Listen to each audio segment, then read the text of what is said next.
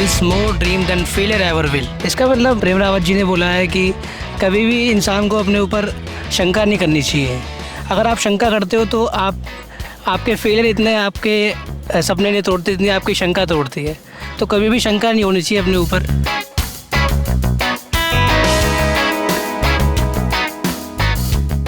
If you live 75 years, it's only 27,375 days.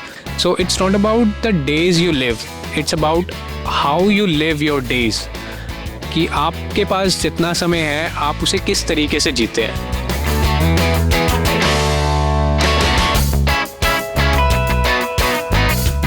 जब तक आपके अंदर श्वास आ रहा है और जा रहा है, जब तक आप सफल हैं।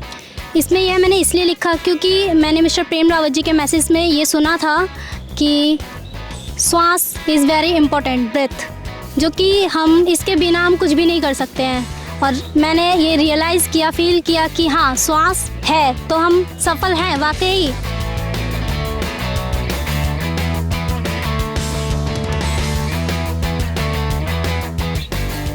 तो जो मैंने कोट लिखा है वो ये है कि peace is not outside, it's within you, you just have to go there.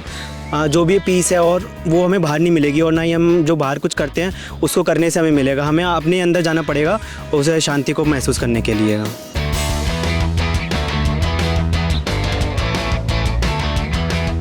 मैंने लिखा है the knower is in you and the ignorant is also in you. So जानने वाला भी हमारे ही अंदर है और जो उस चीज़ को नज़रअंदाज कर देता है वो भी हमारे ही अंदर है, इसका ये मतलब है।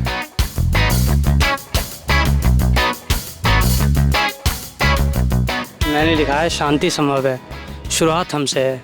क्योंकि जब तक हम खुद से स्टार्ट नहीं करेंगे तो हम दूसरों को क्या ही समझा पाएंगे।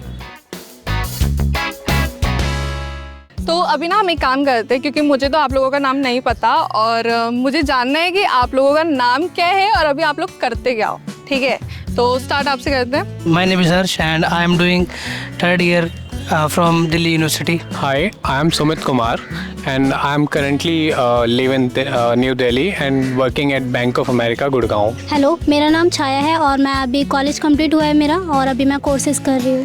हेलो, मेरा नाम कार्तिक गुप्ता है और मैं एक प्राइवेट बैंक के अंदर सीनियर एनालिस्ट में जॉब करता हूँ बैंक में।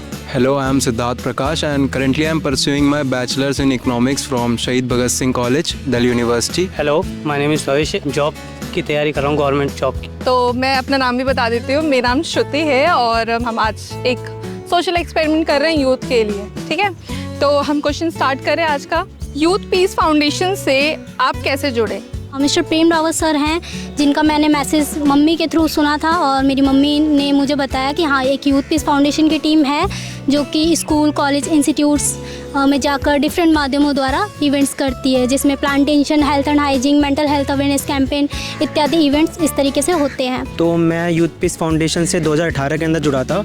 मैं एक्चुअली जयपुर में अपने दीदी के यहाँ पे गया हुआ था, तो वहाँ पे यूथ पीस फाउंडेशन का कुछ इवेंट चल रहे थे, जाके वो जो एक रिमोट विलेज में जाके क्लीननेस के बारे में अवेयर कर रहे थे। तो मैं जब वहाँ पे उनके साथ उस एक्टिविटीज़ में जुड़ा था तो मेरे को काफ़ी अच्छा लगा था उस एक्टिविटीज़ में। तो जब मैं वापस दिल्ली में आया तो उन्होंने यहाँ की मेरे को टीम पे जो थी उनके साथ में जोड़ा था। मैं यूथ पीस फाउंडेशन से अभी आई कैंप आनंद शिविर जो हुआ था, आई कैंप, उसमें जुड़ा था और वो काफ़ी अच्छा इनिशिएटिव लगा, उसके थ्रू मैं यूथ पीस फाउंडेशन से जुड़ा था। जब आप पहली बार फाउंडेशन में आए थे तब पीस का मतलब क्या था और अब पीस का मतलब क्या है आप लोगों के लिए? जब प्रेम रावत जी का मैसेज सुना, जब जाना, तो तब हमें पता लगा कि जो पीस का जो हम बात करते हैं वो सिर्फ बाहर की पीस है और वो टेम्प्रेरी पीस है। जो परमानेंट पीस की जो बात करें वो हमारे अंदर है और वो सिर्फ हम अंदर जब हम जाएंगे तभी हम उस चीज़ को जान पाएंगे।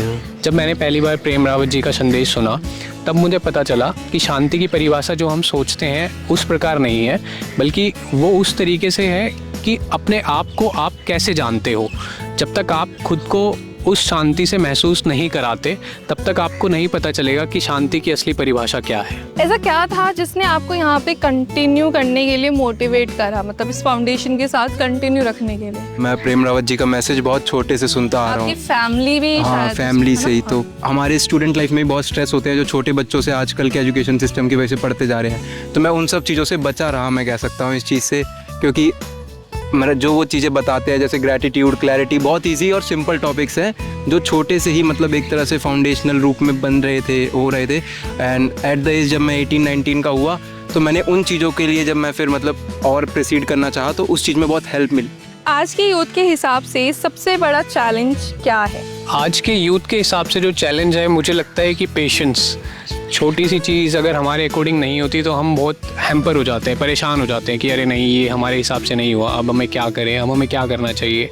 इन सारी चीज़ों को अगर हम देखें तो जो संदेश प्रेम रावत जी हमें बताते हैं, गुस्सा भी ज़रूरी है। ऐसा नहीं है कि गुस्सा, कोई इंसान नहीं है, कोई मनुष्य नहीं है इस धरती पर जिसे गुस्सा ना आता हो, पर इन सारी चीज़ों को आप किस तरीके से डील करते हैं, तो वो चैलेंज यूथ के लिए आज के टाइम में सबसे ज़्यादा आता है। मैं तो इस फाउंडेशन से बिल्कुल भी नहीं जुड़ी थी और मुझे नहीं पता, क्योंकि जब मेरे को गुस्सा आता है या मेरे को कुछ ऐसा सिचुएशन हो जाता है ना, मैं हैंडल नहीं कर पाती। तो उस मोमेंट में आप लोग कैसे उस चीज़ को डील करते हो, मतलब कैसे हैंडल करते हो? इस चीज़ पे, इस मोमेंट पे मेरे को प्रेम रावत जी का एक मैसेज याद आता है कि जब कुकर होता है ना, जो अगर उसमें ज़्यादा प्रेशर बन जाता है तो उसकी सीटी बजनी भी ज़रूरी है। तो गुस्सा आना ज़रूरी है, बट ठीक है, बट उस चीज़ को आप डील कैसे करते हो? मैं पर्सनली उस चीज़ से कैसे डील करता हूँ कि मैं शांत एक थोड़े टाइम के लिए बैठ जाता हूँ और सोचता हूँ कि क्या इस गुस्से से मुझे कुछ फ़ायदा होगा, पर पता चलता है कि नहीं, ये खुद के लिए ही ख़राब है, खुद की हेल्थ के लिए ख़राब है। और गुस्से में अगर आप सामने वाले को कुछ बोल दो तो फिर थोड़ी देर बाद आपको रियलाइज़ होता है कि अरे नहीं, ये तो मैंने गुस्से में आकर के ज़्यादा ही बोल दिया। ठीक है, अगर किसी को सिर्फ 5 मिनट मिलते हैं खुद के लिए, तो वो पीस फील करने के लिए क्या कर सकता है? शांति को महसूस करने के लिए जब आप सोचते हो, कोई आपके पास आता है कि आपको इतना टाइम सिर्फ शांति के लिए दिया जाए, तो अंदर से ही एक अलग सी खुशी होती है कि चलो कोई तो इस भाग दौड़ भरी ज़िंदगी में शांति की बात कर रहा है, चाहे वो 5 मिनट ही सही।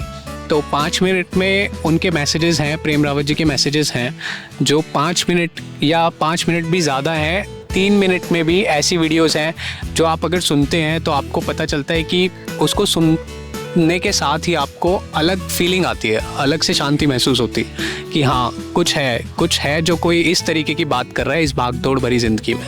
अभी रिसेंटली मैंने एक प्रेम रावत जी के प्रोग्राम में सुना था जो कि ग्लोबली इटली वगैरह में था शायद, तो उसमें उन्होंने कहा था कि मतलब जस्ट चिलनेस, जैसे कि जब हम बुजुर्ग हो जाते हैं, मैंने अपने दादाजी को देखा है, वो घर के बाहर बैठ जाते हैं और लोगों को बस जाते आते देख रहे हैं, है ना।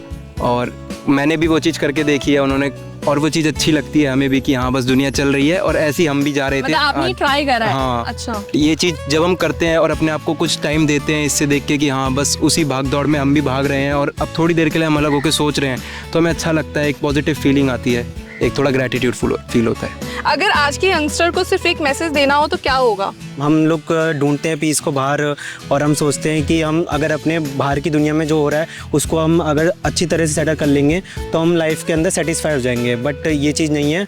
हमें अपने अंदर जाने की ज़रूरत है, हमें खुद के अपने हार्ट को सेटिस्फाई करने की ज़रूरत है पीस के लिए। क्या पीस सीखी जा सकती है या वो नेचुरली आती है? इस क्वेश्चन पे मुझे एक इंटरव्यू था अभी कुछ टाइम पहले प्रेम रावत जी का आज तक पे, कि मान लो एक बेटी अपने बाप से पूछती है कि मेरे को प्यार होगा तो कैसा होगा, तो उसके पापा कहते हैं उससे कि बेटा जब तेरे को होगा तेरे को पता लग जाएगा।